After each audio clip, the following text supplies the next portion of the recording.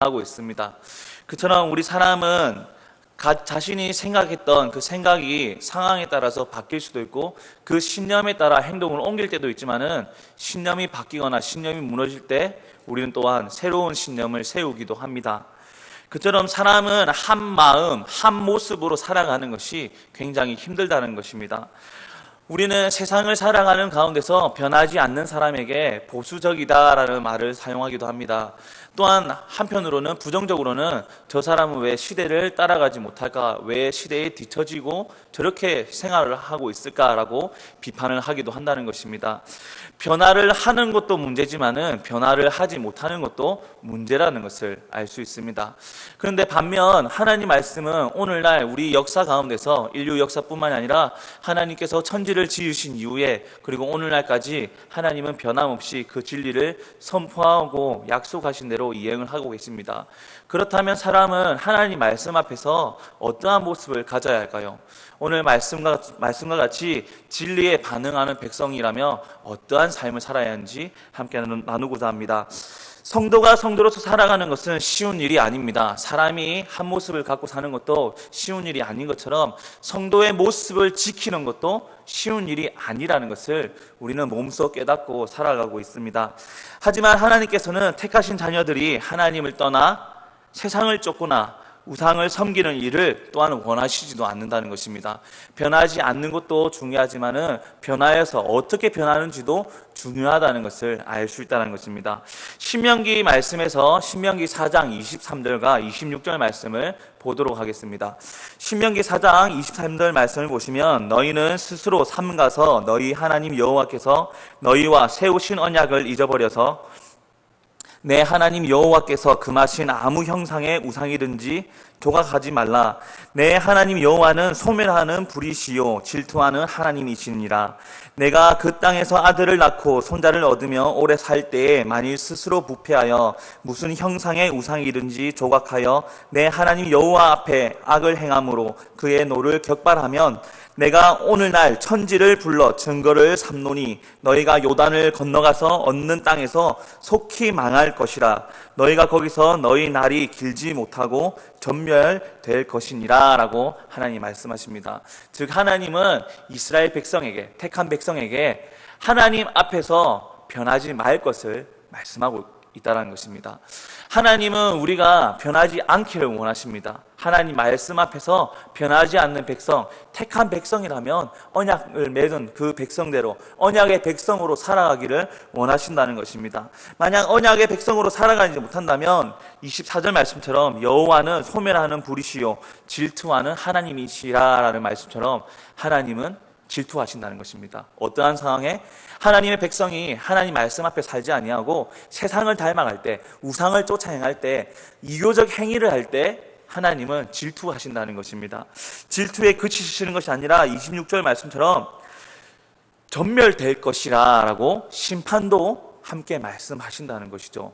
우리 사람은 이러한 것을 간과하고 살아갑니다. 이스라엘 백성들은 하나님 말씀 앞에서 이것을 간과하고 자신이 행하고 자신이 원하는 것을 또한 쉽게 살아가는 방법을 선택하고 나아갔다는 것을 보일 수 있습니다. 하나님께서는 언약 백성 이스라엘이 하나님을 떠나서 맺은 언약을 지키지 아니할 때 분명히 어떻게 하신다라고도 약속을 하셨다는 것입니다. 그리심산과 에발산에서 하나님이 지켜 행하는 자에게 지켜 행할 때에는 내가 너희에게 복을 더할 것이고 너희가 지키지 아니하고 어길 때에는 저주를 더하리라 라고 분명히 말씀하셨다는 것입니다. 그런데 우리가 세상을 살아가는 가운데서 성도의 삶을 살아가는 가운데서 또 한 가지의 문제점을 부딪힐 때가 있다는 것입니다. 그 문제점은 무엇이냐? 바로 시대에 뒤떨어지는 성도가 되는 것입니다. 아니, 하나님 말씀은 변하지 않는 진리라고 말씀하셨는데 그러면 우리가 변하지 말아야 되는 거 아닙니까? 라고 단문을 할 수도 있습니다. 되려 반감으로서 질문을 할 수도 있습니다. 이때 어떻게 말씀을 하고 어떻게 생각할 수 있냐? 맞습니다. 하나님은 하나님 말씀 앞에서 변하지 말라고 말합니다. 하지만 세상이 변하는 것에 대해서 대처하지 말라고도 하나님은 말씀하지 않습니다. 하나님 말씀 가운데서 우리가 신앙을 지킬 때 이 세상이 악으로 변한다면 우리는 하나님 말씀 가운데서 선으로서 싸워나가고 세상과 같이 가지 않고 다른 방향으로 변하면서 살아가야 한다는 것입니다. 세상은 항상 세상을 따라서 변하기를 원합니다. 세상이 뒤처지면 바보라고 말하기도 하고 세상이 처진 자, 뒤떨어지는 자라고 멸시를 받기도 합니다. 하지만 하나님 말씀이, 우리에게 원하시는 하나님 말씀이 세상과 대치되고 세상을 등지고 반대로 나아간다면 성도는 어디로 나아가야 할까요? 우리는 진리 앞에서 바로 반응하는 사람이 되어야 합니다. 세상에 반응하는 자가 되기 전에 하나님 말씀에 바로 반응하는 성도가 되어야 한다는 것이 바로 하나님이 궁극적으로 원하시는 우리의 삶이라는 것입니다. 모세가 시내산에서 하나님께서 주신 계명을 받고 있는 동안 이 땅에는, 광야에서는, 그리고 하나님이 인도한 이스라엘 백성들은 땅에서 어떠한 일을 행하였는지를 우리는 잘 알고 있습니다. 출애굽기 19장과 20장 상황과 그리고 32장이 그 상황이 기록이 되어 있습니다. 이스라엘 백성들이 모세가 하나님이 불을 내리신 산에, 시내산에 오른 뒤에 모세가 부재한 시간이 굉장히 길었습니다. 그 부재한 시간 가운데서 이스라엘 백성들이 아론에게 우리를 인도하는 자가 어디 있냐, 우리를 인도한 신이 어디 있냐, 그 신을 우리 앞에 보여라 라고 요구를 합니다. 그리고 아론을 협박하기도 합니다. 그 상황에서 아론은 백성들의 요구에 응하여서 그는 우상을 만들게 됩니다. 우상은 금송아지 우상으로서 이 송아지가 우리를 인도해낸 신이다라고 말하면서 이스라엘 백성들과 함께 그 우상을 섬기고 있다는 것입니다. 하나님께서는 이 상황을 보시고 모세에게 말씀하십니다. 내 백성이 부패하였도다라고 하나님께서 모세에게 말씀하십니다. 너의 백성이 부패하였다는 것입니다. 여기서 부패하였다는 단어에 대해서 조금 더 깊이 생각하면 부패하다, 우리가 생각하는 부패하다, 썩었다라는 표현을 쓸 수도 있는데 부패하다, 음식이 상하다라는 것으로 생각을 할 수도 있습니다. 하지만 하나님께서 말씀하신 부패하다는 뜻은 이 뜻보다 더욱더 깊은 뜻을 갖고 있다는 것입니다.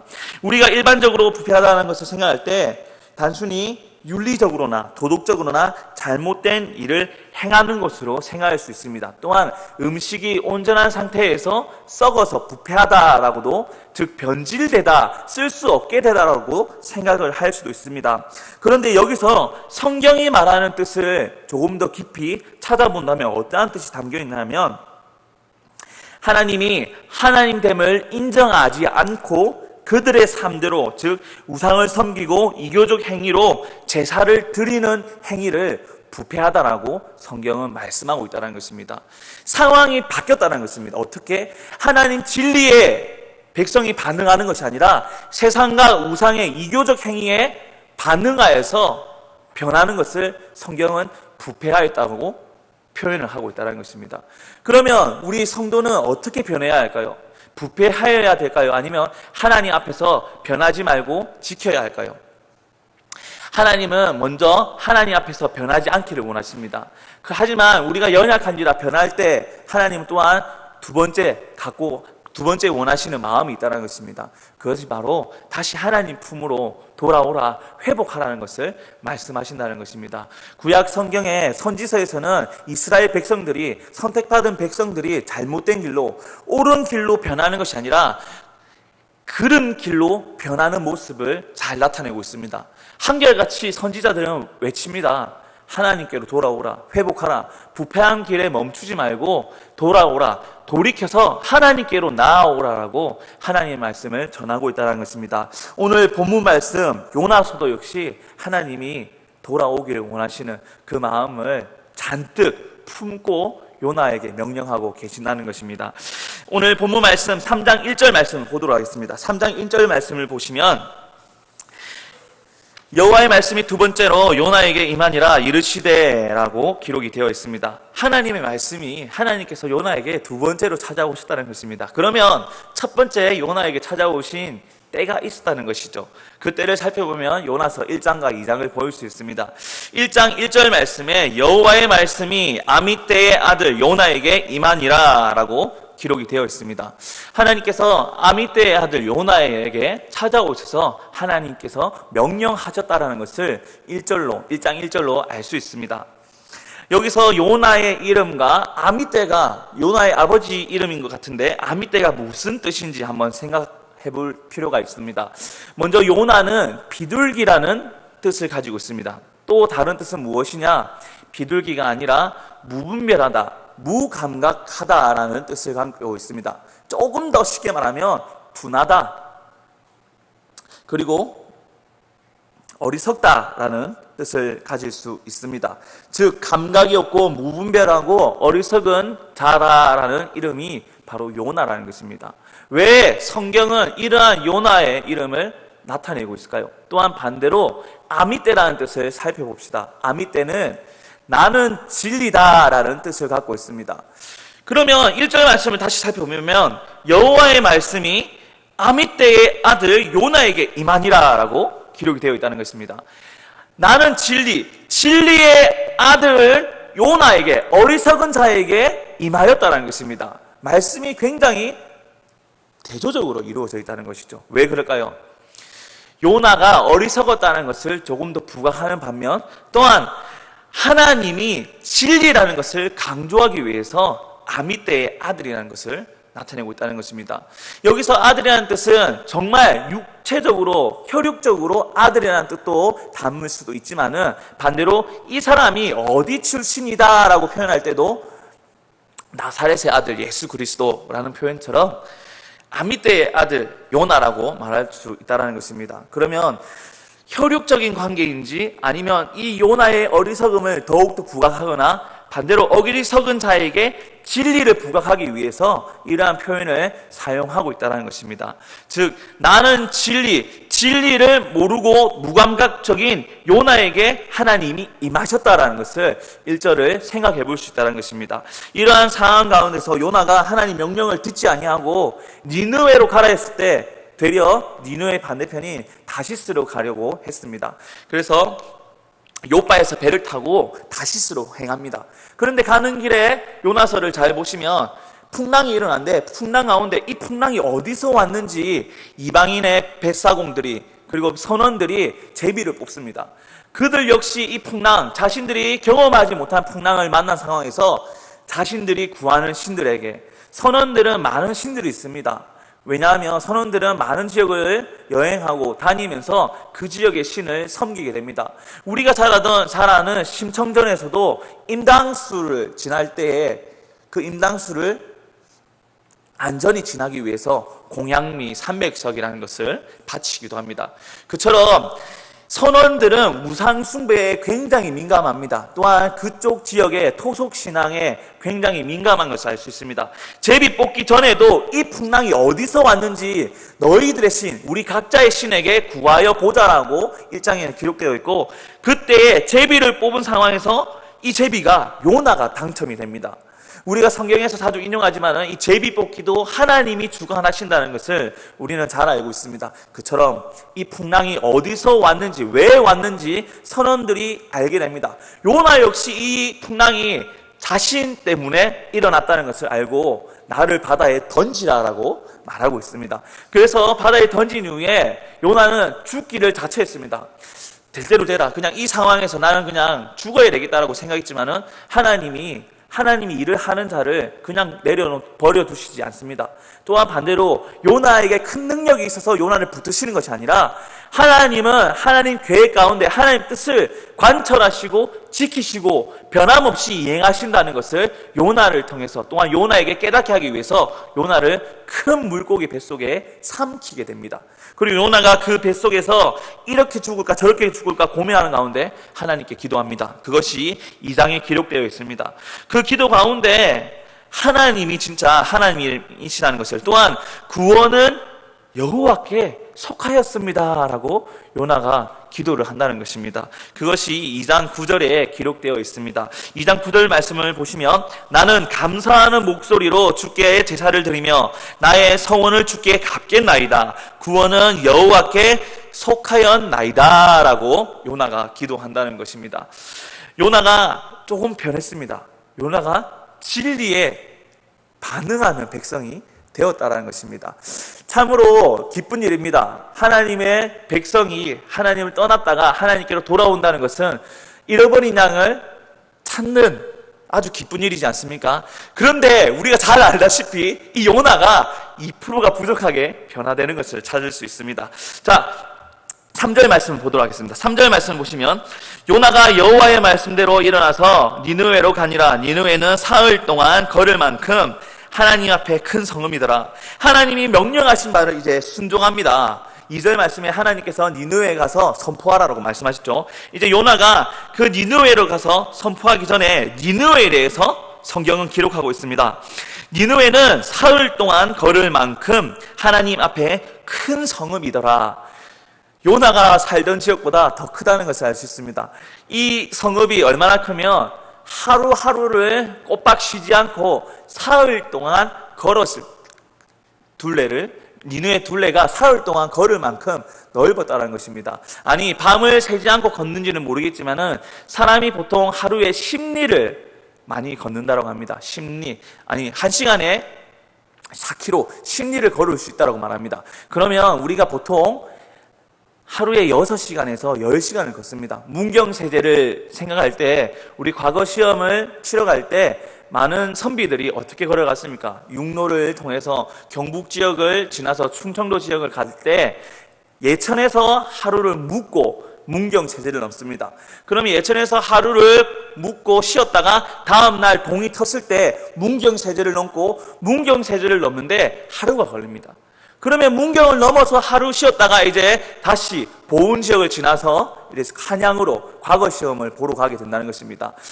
보통 부산에서 서울 한양까지 가는데 몇 달이 걸린답니다. 이렇게 걸어서 하루하루 걸어서 한 주 걸어서 몇 달을 걸어서 한양까지 가는데, 그러한 걸음을 생각했을 때 니느웨는 엄청나게 크다는 것이죠.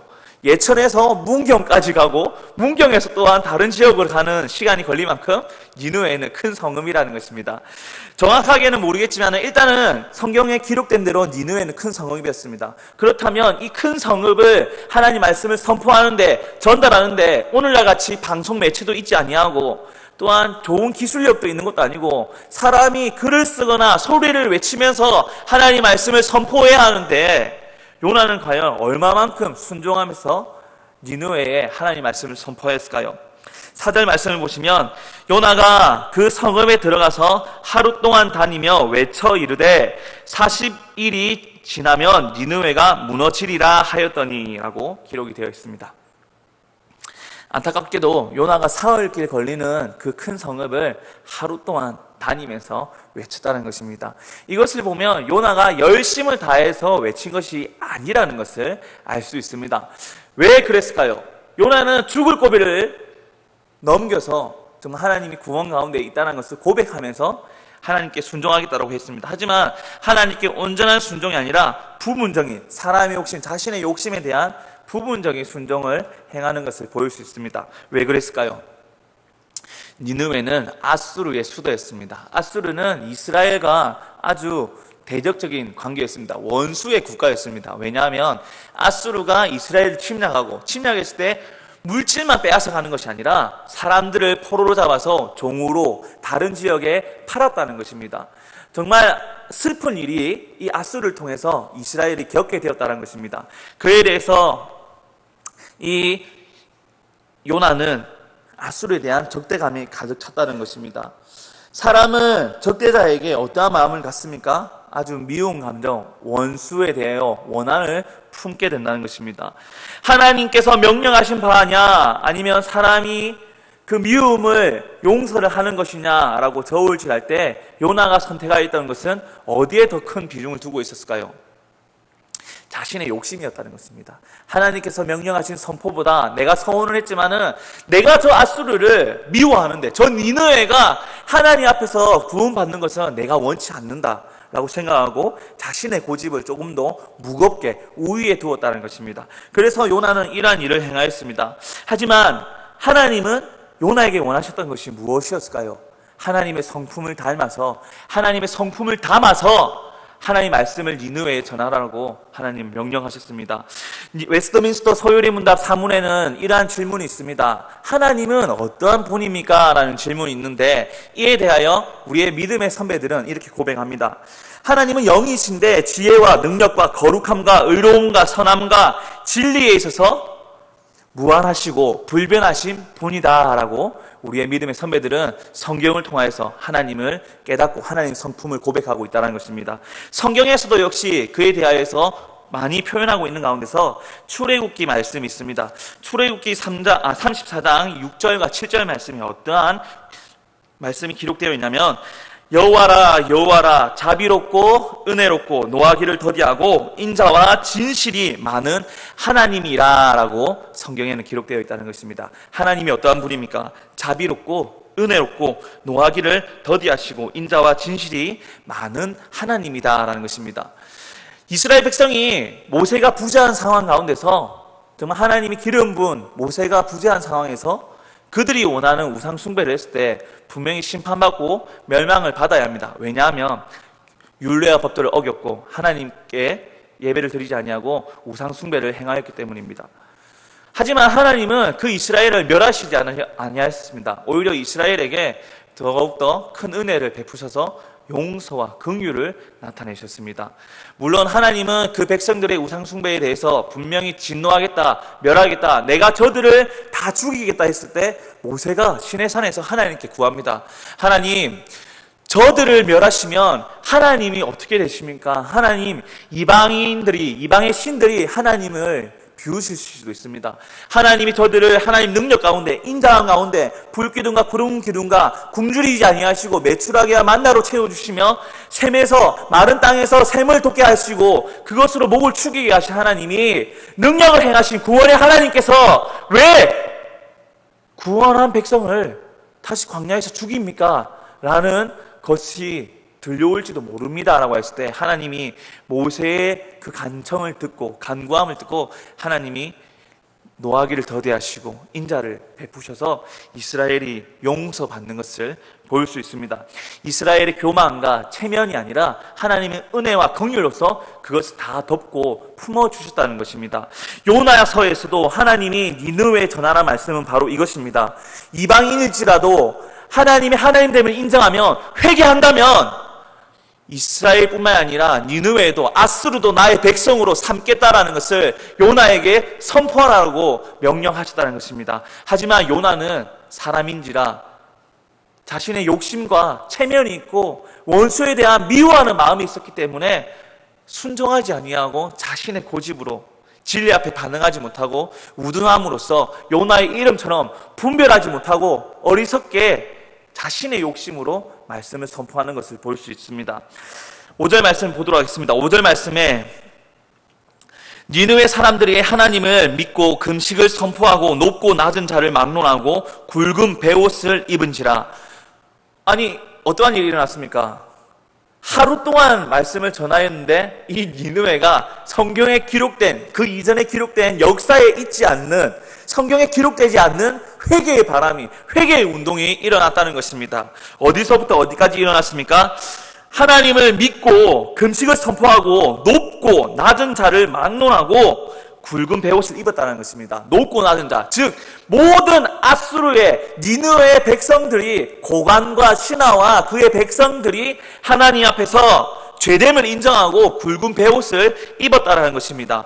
굵은 베옷을 언제 입습니까? 아합 왕이 열왕기하 21장에 있습니다. 어떠한 상황에 주변 국가들이 자신을 멸망하고 북이스라엘을 멸망하겠다라는 선지자의 말씀을 들었을 때 굵은 베옷을 입고 굵은 배 위에 자신이 눕는 것을 행합니다.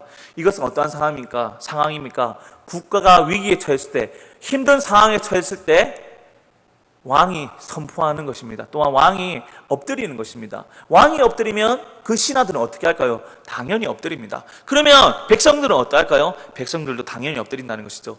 온 국민이, 온 백성이 슬퍼하고 엎드려서 하나님 앞에 구한다는 것입니다. 이 니느웨는 하나님을 아는 백성이 아니었습니다. 그냥 여호와라 하면, 그래, 이스라엘 저 조그맣게 작은 나라가 섬기는 신 중에 하나지라고 생각하였는데, 이제는 요나의 선포 가운데서 이스라엘 백성이 아니라 니느웨가 회개하고 왕으로부터 백성까지 굵은 베옷을 입고 회개하고 엎드리고 있다는 것입니다. 6절 말씀에 그 일이 니느웨 왕에게 들림에 왕이 보좌에서 일어나 왕복을 벗고 굵은 베옷을 입고 제 위에 앉으니라. 왕이 순종하고 있습니다. 실천을 하고 있습니다. 행하고 있습니다. 어디에? 하나님 말씀, 하나님 진리, 아미떼 앞에서 반응하고 있다는 것입니다. 이스라엘 백성도 반응하지 않았는데 오히려 이방 백성들이, 니느웨, 아수르의 백성이 반응하고 있다는 것입니다. 또한 이것이 왕으로부터 시작된 것이 아니라 온 국민이, 온 백성들이, 온 나라가 이 반응을 하고 있다는 것입니다. 7절 말씀에 왕과 그의 대신들이 조서를 내려 니느웨에 선포하여 이르되 사람이나 짐승이나 소떼나 양떼나 아무것도 입에 대지 말지니 곧 먹지도 말 것이요 물도 마시지 말 것이며 라고 왕이 조서를 내립니다. 즉 니느웨뿐만 아니라 온 나라가 굵은 베옷을 입고 여호와 하나님께 엎드려 회개하라라고 왕이 조서를 내렸다는 것입니다.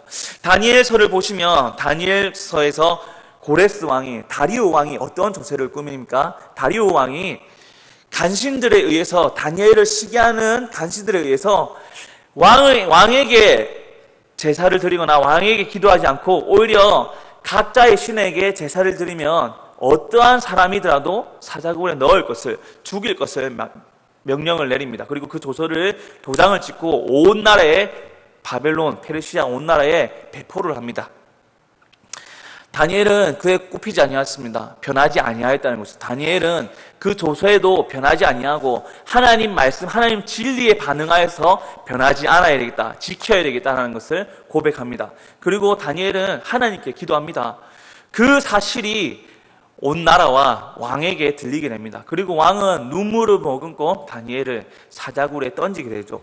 그런데 하나님이 천사를 보내어서 사자의 입을 막으시고 다니엘이 어떻게 됩니까? 사자굴에서 사자와 함께 뛰놀게 된다는 것이죠.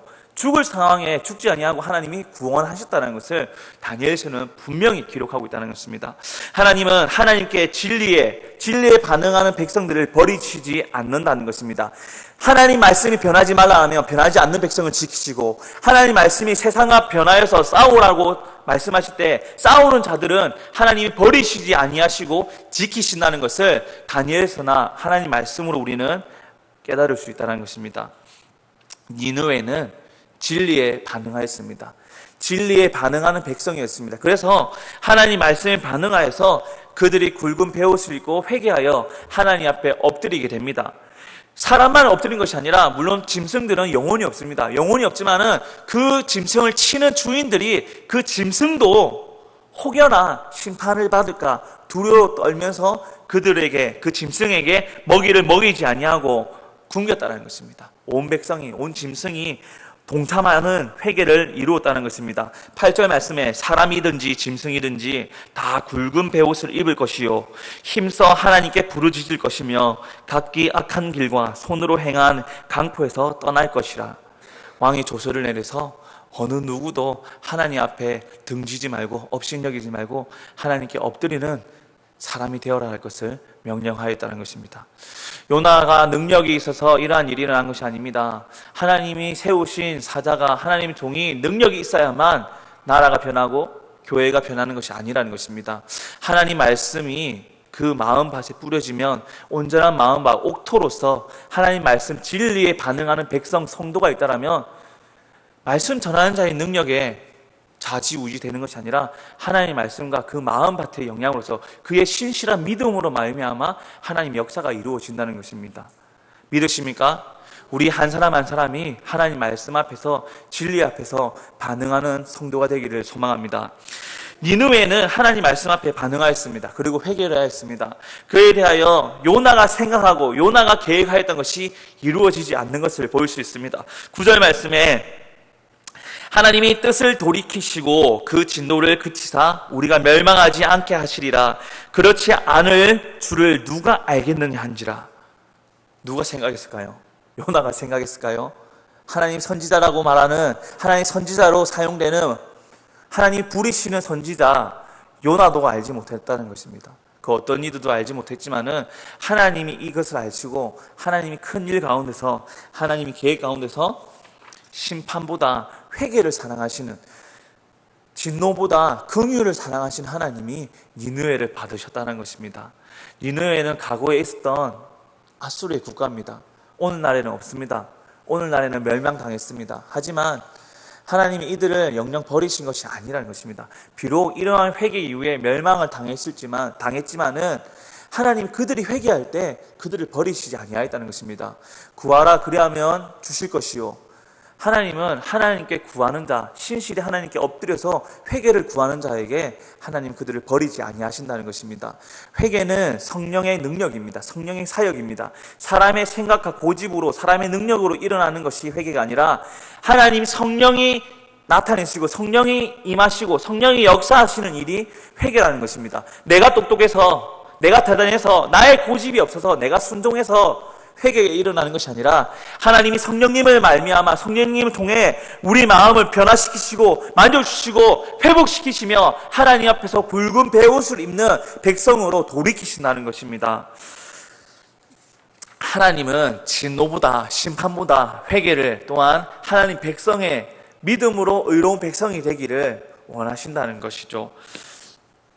요나가 탁월한 것이 아닙니다. 백성이 뛰어난 것이 아닙니다. 그들이 똑똑해서 일어나는 것이 아니라 그들이 하나님 앞에 엎드리고 자복하면서 회개할 때, 하나님 앞에 순종할 때, 하나님 말씀에 살아있다라고 믿으면서 고백하고 엎드릴 때 하나님 역사가 일어나며 하나님이 그들을 버리시지 않는다는 것이 요나서 3장에 일어나는 역사라는 것입니다. 오늘날에도 마찬가지입니다. 오늘날 우리도 정말 하나님 말씀 앞에서 엎드리는 백성이라면, 하나님 말씀 앞에서 엎드리는 자라면 하나님은 버리시지 않습니다. 다만 바리새인과 서기관 같이 엎드리는 척하며 회개하는 척하고 내가 기도하는 척할 때 하나님은 그들을 사용하시지 않는다는 것입니다. 하나님은 내가 생각하는 것보다 나의 생각을 더 많이 아시고 나의 중심을 아시고 나의 양심까지 돌이켜보시고 관찰하시는 분이라는 것입니다. 우리는 하나님 앞에 회개하며 나아가야 합니다. 우리가 죄인됨을 깨닫고 하나님 앞에 자복하면서 나아가는 니느웨 같은 백성이 되어야 한다는 것입니다. 오늘날 우리는 변화가 빠른 세상에 살아갑니다. 세상에는 변화하고 있습니다. 세상에는 반응합니다. 스마트폰 얼마나 되었습니까? 스마트폰이 나온 지 10년이 되지 않았습니다. 그런데 10년이 되지 않았는데 10년이면 강산이 변한다라는 우리 옛말처럼 우리는 벌써 스마트폰에 박사가 되어 있습니다. 어린아이부터 어른들까지 스마트폰을 잘 만집니다. 스마트폰의 기능들을 잘 사용합니다. 스마트폰이 있으면 일주일 사이에 그 기능을 하나하나씩 익혀갑니다. 그런데 우리에게 주어진 말씀이 얼마나 오래되었습니까? 구약 말씀부터 신약까지 우리 손에는 하나님 말씀이 주어져 있습니다. 그런데 얼마나 하나님 말씀 앞에서 똑똑해져 있으며 반응하고 있습니까? 스마트폰에는 하루가 다르게 반응하면서 바뀌는 시대에 대해서, 바뀌는 상황에 대해서 우리는 반응하고 있는데, 변하고 있는데 하나님 말씀 앞에서는 얼마만큼 반응하고 있습니까? 물론 하나님 말씀이 변하지 말라고 합니다. 그 믿음을 지켜라고 합니다. 하나님 말씀 앞에서 변하지 말라고 합니다. 그런데 그것은 하나님 말씀 앞에서 신실한 자에게 해당하는 말이죠. 오늘날 교만한 백성과 목이 뻣뻣한 백성들, 이스라엘과 같은 우리는 하나님이 변화하기를 원합니다. 하나님이 우리를 회복시키려고 원하신다는 것입니다. 하지만 우리는 얼마만큼 회복하고 있습니까? 하나님 말씀 앞에서 얼마만큼 반응하고 변하고 있습니까? 하루하루 일용할 양식을 주신 것 같이 일용할 말씀 앞에서 얼마만큼 반응하고 있습니까? 저 역시 어리석고 게으른 종으로서, 어리석고 게으른 사람으로서 하나님 말씀 앞에서 매일매일 반응하지 못하고 무디고 더디고 어리석은 모습을 갖고 있습니다. 하지만 모두 다 그런 것이 아닙니다. 우리 교회 가운데, 이 나라 가운데 하나님 말씀 앞에 엎드리고 니느웨처럼 회개하고 회복하는 자들이 있다는 것입니다. 우리 남북교회 성도 한 사람이 그러한 사람이 있다면 우리 모두가 그 한 사람을 통해서 역사가 일어날 것이며 하나님이 우리를 버리지 아니하시고 니느웨의 백성들을, 모든 백성들을 하나님 백성으로 만드신 것처럼 우리 남북교회도, 또한 우리 대구에 있는 성도 여러분들에게도 하나님이 역사하셔서 긍휼하셔서 은혜를 베푸셔서 하나님의 백성으로 다시 돌이키게 하실 것을 믿으시기를 바랍니다. 과거 이스라엘은 광야에서 불뱀에 물려서 죽은 자들도 많습니다. 하지만 죽은 자보다 살아남은 자가 많다는 것이죠. 어떻게 살아남았습니까? 민수기 21장 8절 말씀과 9절 말씀 한번 보도록 하겠습니다. 구약성경 민수기 21장 8절 말씀입니다. 9절과 8절 보겠습니다. 여호와께서 모세에게 이르시되 불뱀을 만들어 장대 위에 매달아 물린 자마다 그것을 보면 살리라. 모세가 노뱀을 만들어 장대 위에 다니 뱀에게 물린 자가 노뱀을 쳐다본 즉 모두 살더라. 노뱀을 보면 산다라는 것입니다. 노뱀이 무엇입니까? 약입니까? 하나님입니까? 아닙니다. 하나님 명령하여서 순종을 행한 행위에 불과합니다. 하지만 그 행위에 불과할지라도 하나님이 역사하신다면 그 노뱀의 피조물에게 하나님의 역사하심과 하나님 능력이 임한다는 것입니다. 임할 때 이 노뱀을 만진 것도 아닙니다. 저 멀리서 물려서 고통에 신음하고 끙끙 앓을 것인데 노뱀을 바라본 자, 하나님 말씀을 믿은 자, 하나님 말씀에 반응하고 순종한 자에게는 사는 구원의 역사가 임했다는 것입니다. 하지만 이스라엘 백성들 가운데 목이 뻣뻣하고 고집이 센 자들은 노뱀을 보지 않았습니다. 노뱀이 뭔데? 모세가 만든 거 아니야? 라고 생각하고 끙끙 앓으면서 교만 가운데, 목이 뻣뻣한 가운데 결국 멸망의 길, 심판의 길래 죽음 가운데 임하게 되었다는 것입니다. 하지만 목이 뻣뻣함을 내려놓고 하나님의 주인됨을, 하나님의 하나님됨을 고백하고 인정한 자에게는 하나님의 긍휼이 임했다는 것을 우리 민수기 말씀에서도 볼 수 있습니다. 그렇습니다. 하나님은 출애굽기에서도 이스라엘 백성들에게 변치 않는 모습을 보입니다. 너희가 나의 백성이 됨을 기억하고 순종한다면 나는 너희를 버리지 않겠다. 또한 요나서에서도 말씀합니다. 이방인일지라도 나 앞에서, 하나님 앞에서 죄됨을 인정하고 하나님이 하나님됨을 인정한다면 내가 저들을 버리지 않겠다는 것을 나타내신다는 것이죠. 여리고성에서 라합이 붉은 끈을 메었을 때 그 붉은 끈은 무엇을 말씀합니까? 너희의 신 여호와 하나님을 내가 믿습니다. 나에게 약속한 그 약속을 이루어 주실 것을 믿습니다라는 그 붉은 끈으로 말미암아 라합이 거하였던 성벽은 무너지지 않습니다. 여리고의 3면은 무너졌지만은 한 면은 라합이 거하였던 그 성벽은 무너지지 않았다는 것입니다. 그처럼 하나님이 진노 가운데 있을지라도 하나님이 버리지 않고 하나님 앞에 엎드린 자는 하나님이 건져주신다는 것을 우리는 잘 알 수 있습니다. 하나님께서 광야에서 이스라엘을 연단시키셨습니다. 교만한 자를 꺾으시고 목이 뻣뻣한 자를 유하게 하시고 결국 하나님 백성 이스라엘을 만드셨습니다. 하지만 이스라엘 백성은 진리 앞에 반응하기보다 자신의 욕심 앞에 반응하였고 되려 그 역사 가운데 악의 길로, 사람의 길로 걷는 모습을 성경은, 역사서는 말씀하고 기록하고 있습니다. 그의 선조대로 행하더라. 그의 왕과 같이, 그의 아비와 같이 어디에 역사하고 묻히더라라고 기록되어 있죠. 그의 아비와 같이 살아갔다는 것입니다. 죄악된 길로, 아비가 죄악된 길을 걸으면 그 자녀들도 죄악된 길로 걸었고 북이스라엘과 남유다 가운데 회개와 개혁을 이루는 왕이 얼마 있지 않습니다. 다 아버지가 행한 대로, 그의 조상이 악을 행한 대로 그도 악행을 행하더라라고 어리석은 길로 행하였다는 것입니다. 이제 우리는 다음 세대를 위해서 기도할 때 어떻게 살아야 할까요? 기도하면서 어떻게 살아가야 할까요? 우리도 변해야 한다는 것입니다. 하나님 말씀 앞에서, 진리 앞에서 하나님께 엎드리고 무엇이 어리석은지, 무엇이 우리의 교만이고 우리의 고집인지를 하나님께 엎드려서 굵은 베옷을 입는 우리 귀한 성도님 되기를 소망합니다. 함께 말씀 한 구절 읽고 함께 기도의 시간 갖도록 하겠습니다. 디모데후서 2장 25절 말씀입니다. 신약성경 디모데후서 2장 25절 말씀에 어떠한 말씀이 기록되어 있는지 함께 한 목소리로 읽도록 하겠습니다. 시작. 거역하는 자를 온유함으로 훈계할지니 혹 하나님이 그들에게 회개함을 주사 진리를 알게 하실까 하며. 회개하는 마음, 진리를 깨닫는 마음 누가 주십니까? 내가 아니라 하나님이 주신다는 것입니다. 성령님이 진리에 반응하게 하신다는 것입니다. 오늘 말씀의 제목처럼 진리에 반응하는 백성이 되려면 하나님의 능력을 구해야 한다는 것입니다. 나의 고집과 나의 눈물로 행하는 것이 아니라 하나님 주시는 말씀과 마음, 하나님께 엎드리는 자복하는 죄악됨을 회개하는 그 마음을 성령님께서 주셨을 때 우리는 순종하며 나아가야 될 것을 디모데후서는 말씀하고 있습니다. 우리 모두 다 이 시간, 이 자리, 이 오늘 기도 시간에 모두 다 회개하고 하나님께 은혜 받는 백성 되기를 소망합니다. 네, 함께